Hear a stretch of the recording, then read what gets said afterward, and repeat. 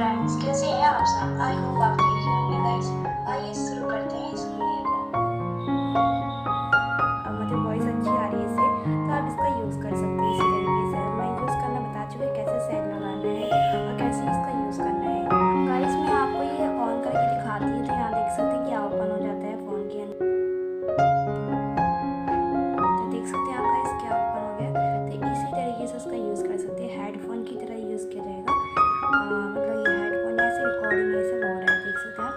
And इसके बाद हम इस पर क्लिक कर देंगे और फिर 3 डॉट पे क्लिक करके देखते हैं रिकॉर्डिंग ये सब। ऐसे आप यूज़ कर सकते हैं इसका। तो आई होप आपको समझ में आ गया बायो माइक कैसे यूज़ किया जाता है।